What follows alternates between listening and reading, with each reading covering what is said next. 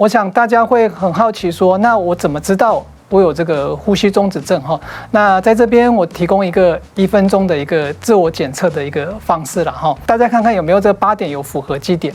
那第一点呢，首先我们就看说有没有打呼很大声了哈。第二点的话呢，看看说，白天是不是很疲倦、很疲劳，好，精神无法集中。在家人有没有看到这个睡眠的时候会有这个呛到的一个情形，或者是一个喘气的一个情形？那第4点呢，再看看说有没有高血压。好，那第5点还有就是看看说这个体重有没有这个过重的情形哈。那我们体重这个过重就是用 BMI 来去看，那个 BMI 大于27呢，就是算这个过重。